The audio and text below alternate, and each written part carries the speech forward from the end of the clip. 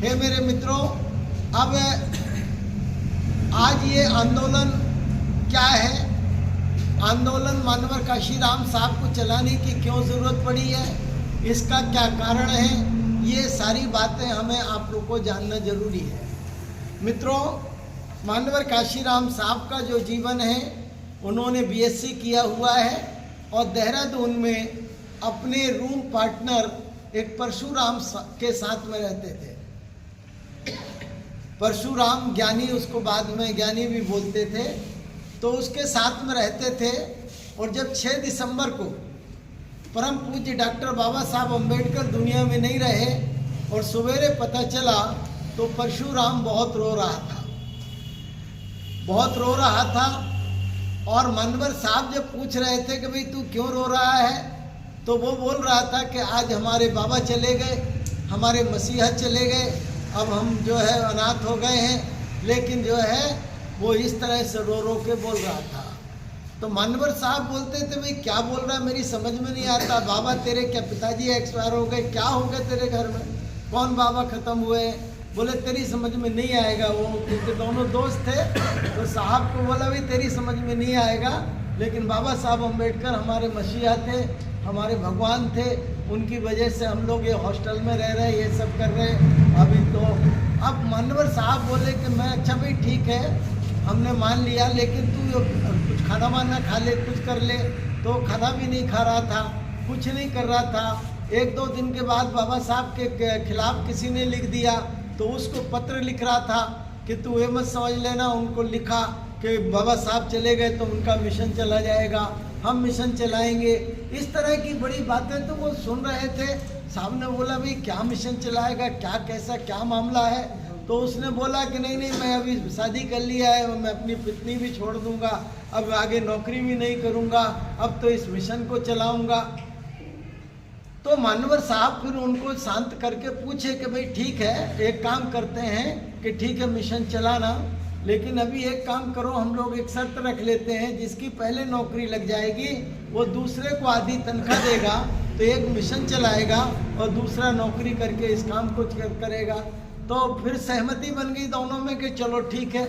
अब मानवर साहब बोलते हैं कि ये तो मुझे मालूम था, मुझे मेरी पहली नौकरी लगनी है, तो ठीक है। उसके बाद में सर्वे ऑफ इंडिया में हो गया, लेकिन उधर बॉन्ड भरना था, तो मानवर साहब ने बॉन्ड नहीं भरा और फिर आगे चले गए। और पता चल रहा कि फिर DRDO में मेरे मित्रों वैज्ञानिक बन गए। अब उसको पता चला कि उसको बोला भाई तू अपना जो है पार्ट चला अपना मिशन, मैं आधी तनख्वाह भेजूंगा।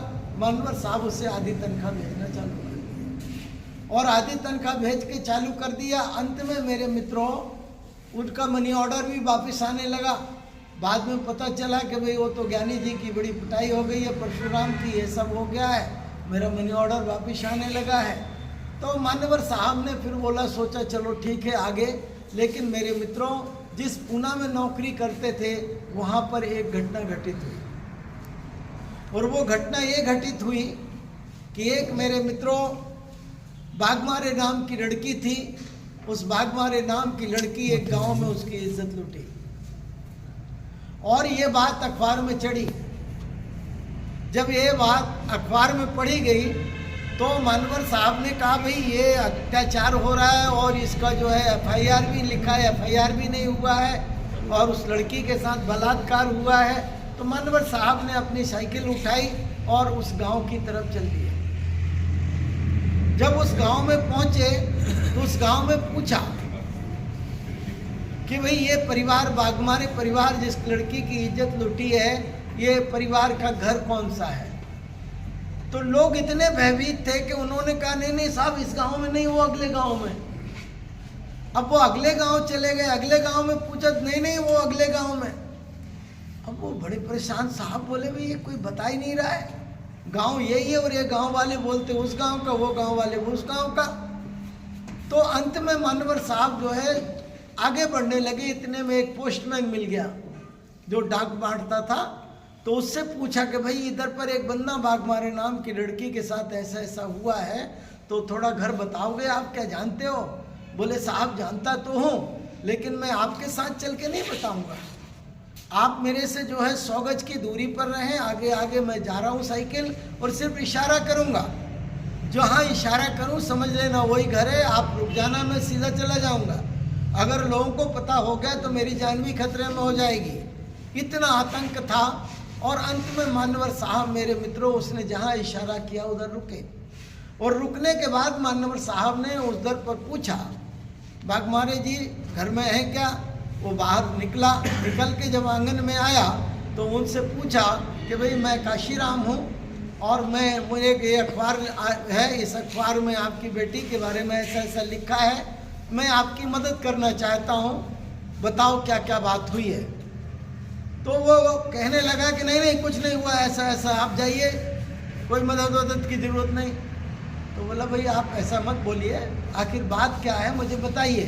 तो फिर वो अपना पत्नी को बुला लिया, बच्चों को, जितने बच्चे थे सबको बुला लिया, और वो एकदम गुस्से से बोला कि काशीराम जी मेरे बेबी बच्चों को पालना, मेरे बीवी बच्चों को पालना, मैं शाम तक उसकी गर्दन काट के आपके पैरों के नीचे डालता हूँ। आप क्या सोच रहे हैं, मुझे दुख नहीं है, मुझे तकलीफ नहीं है क्या?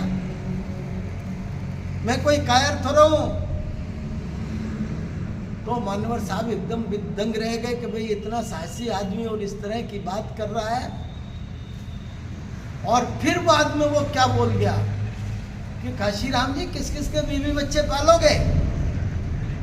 बोले क्या मतलब तेरा? बोले इस जगह के 15 किलोमीटर के रेंज में कोई भी जो है युवा लड़की सुरक्षित नहीं है। मेरी लड़की की खबर ये पेपर में इसलिए छपी है कि जो व्यक्ति मेरे दूसरा जो था वो इसके साथ में बलात्कार करना चाहता था, तो उसके पहले कोई और कर गया, तो उसने जो है ये सारी खबर छपाई है।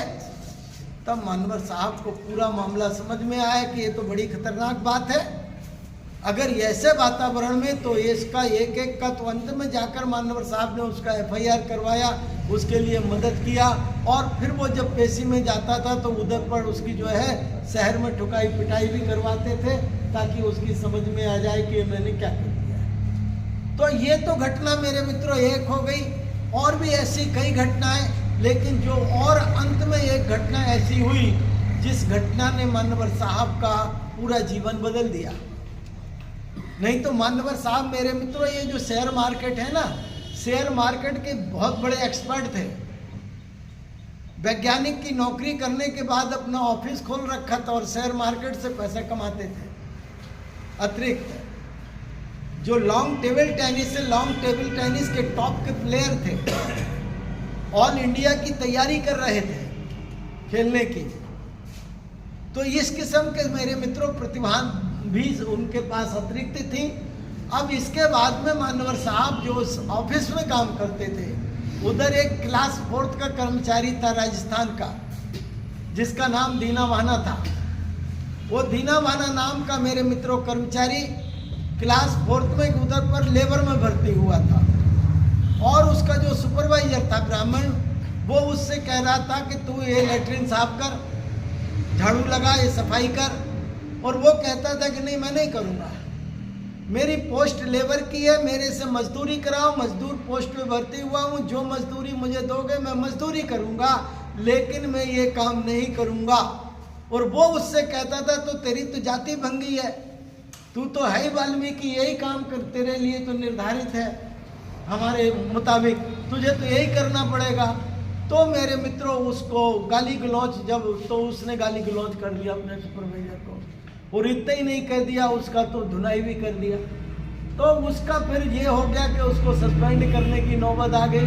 लेकिन मानवर साहब पास वो गया, साहब को बताया, मानवर साहब मेरे साथ ऐसा ऐसा अपमान किया इसने, और रोजे ही करता रहता था, आज बर्दाश्त के बाहर हुआ है, इसलिए ये सब। तो फिर साहब ने उसको जो है ढाढ़स बंधाकर वो मामला हुआ, और मानवर साहब ने अपने पास रख लिया उसको। वो बोलने लगे कि साहब इसको तो कोई अपने ऑफिस में रखता नहीं है, तो हम कहाँ क्या करें, इसका उपयोग क्या करें। बोले मेरे दफ्तर के बाहर रख दे। ये मेरे यहाँ पर फिर उसको स्लेट दिया, पेंसिल दिया, कॉपी दिया, और उसको पढ़ाना लिखाया। बोले दिन में ये किया कर, मेरी फाइलें इधर उधर ले जाया कर, जो बोलूँ वो किया कर, मुझे पानी पिलाया कर। और उसके बाद में वहाँ वर्ष कमेटी का चुनाव था, एक और उसके पहले एक टेस्ट निकला, उसको बीवर कहते हैं, एग्जामिनर कहेंगे, तो उसमें उनने पास कर दिया। पास करके लेबर से और वो एग्जामिनर बन गया। अब साथियों सबके बीच में धाक उसकी जम गई। करीब उधर 45 शेड्यूल कास्ट के लोग थे। वर्ष कमेटी का चुनाव हुआ, सबने कहा दीना माना तुम चुनाव लड़ जाओ, हम सब साथ देंगे। मान्यवर साहब ने बोला भाई सब बोल रहे तो लड़ ले। अब लड़ लिया, वो चुनाव भी जीत गया, तो अब नेता भी बन गया। अब एक तरफ वर्ष कमेटी का मेंबर बन गया और ये सब चीज हो गई। और उसी समय एक डायरेक्टर आया। वो डायरेक्टर मेरे मित्रों टोटल जो है कट्टरपंथी था। उसने सीधा जो है 2 छुट्टियां काट दी उस विभाग में। एक छुट्टी तथागत गौतम बुद्ध पूर्णिमा की होती थी, तो बुद्ध पूर्णिमा की छुट्टी काट के उसने दिवाली के दूसरे दिन की छुट्टी कर दी जो नहीं होती थी। और बाबा साहब अम्बेडकर की 14 अप्रैल की छुट्टी होती थी, तो 14 अप्रैल की छुट्टी काट के उसने बाल गंगाधर तिलक की छुट्टी घोषित कर दिया। और जब ये बात चर्चा में आई, सामने आई, तो सब लोग दीना माना के पीछे पड़ गए। भाई दीना माना तू हमारा नेता है और तेरे रहते हुए ऐसा, भाई हमसे कोई डिस्कशन नहीं हुआ तो लड़ो। अब उसने जब लड़ाई लड़ना चालू किया तो यह स्थिति बनी कि उसको सस्पेंड करने की नौबत कर दिया। सस्पेंड करेंगे, नौकरी से निकालेंगे, या पहला तो उसके ऊपर ये अटेम्प्ट किया कि भाई तुम्हारा, उनको पूरे लोगों को बुलाया शेड्यूल कास्ट के ने, जितने कर्मचारी थे एक लाइन में खड़ा किया और उसने बोला कि बोलो तुम्हें नौकरी चाहिए कि छुट्टी चाहिए, 1-2 पर्ची दिया, इसमें टिक करो। अब मेरे मित्रों उसमें ये स्थिति बन गई कि सारे लोगों ने, 42 लोगों ने उसमें से टिक कर दिया नौकरी चाहिए। 5-6 लोगों ने टिक किया नौकरी भी चाहिए, छुट्टी भी चाहिए। इसी आधार को बनाकर उस डायरेक्टर ने ये कह दिया कि आज जो है तुम्हारे साथ में तुम्हारे समाज का शेड्यूल कास्ट का समर्थन नहीं है, इसलिए वर्ष कमेटी के मेंबर से हम वापस लेते हैं तुमको, तुम्हारा ये पद छीन लेंगे। तो मान्यवर साहब को उसने जाकर बताया साहब मेरे साथ ऐसा ऐसा धोखा हो गया और इन्हीं लोगों ने धोखा किया है, इन लोगों ने इस तरह से कर दिया। तो मान्यवर साहब ने बोला अच्छा भाई चलो मैं देखता हूँ। तो एक लॉ प्रोफेसर के साथ वो लॉन्ग टेबल टेनिस खेलते थे, प्रैक्टिस कर रहे थे, तो वो नहीं गए। तो वो प्रोफेसर फ़ोन किया, मान्यवर साहब आप, काशीराम साहब आप आए नहीं? तो बोले हाँ भाई एक ऐसी ऐसी समस्या आ रही है। तो ये छोटी सी समस्या थी, सारे कॉलेज में तो मेरे स्टूडेंट हैं, वकील पूरे कोर्ट में, आपसे मुझे बोलते मैं फ़ोन करता, कोई भी इस केस को निपटा लेता। और ये नियम है, कानून ये कहता है कि जिसको एक बार इलेक्ट कर दिया पब्लिक ने, तो उसके निर्धारण समय के पहले उसको विड्रॉ नहीं कर सकते, वापस नहीं बुलाया जा सकता। तो उसको कैसे कर देगा डायरेक्टर? मैं अभी चलता हूँ। और वो गए और जाकर स्टे लिया और मान्यवर साहब अपने दस्तखत से वकील को साथ में ले जाकर स्टे ऑर्डर दिए। तो और बौखला गया वो डायरेक्टर कि ये क्या तमाशा है, इसको जो है। लेकिन मान्यवर साहब के भी वो समझ गया कि ये मदद कर रहे हैं, ये अधिकारी हैं और अधिकारी होकर मदद कर रहे हैं। तो अंत में साथियों वो घटना बड़ी बढ़ गई और वो जिद पे आ गया डायरेक्टर कि इसको किसी भी कीमत में दीना माना को अलग करो। तो दीना माना को सस्पेंड कर दिया दूसरे मैटर में लेके, और अंत में वो कोर्ट कचहरी में चला गया मामला। अब कोर्ट कचहरी पिटीशन फाइल किया गया दीना माना की तरफ से, और उसमें मान्यवर साहब भी उसकी जब पेशी होती थी तो जाते थे। तो अब बाकी जो शेड्यूल कास्ट के लोग थे उन लोगों को बड़ा शर्म लग रही थी कि यार ये क्या कर दिया, हम लोगों की गलती की वजह से ये दीना माना भी सस्पेंड हो गया और ये सब हो गया। अब उसकी पत्नी को ही भड़काते थे कि माफ़ी मांग ले। तो दीना माना बोला साहब वो ये मेरी पत्नी को ही भड़का रहे और कह रहे माफ़ी मांगो। तो साहब ने कहा माफ़ी मांगना है तो इधर से भाग। बोले नहीं मैं नहीं माफ़ी मांग रहा।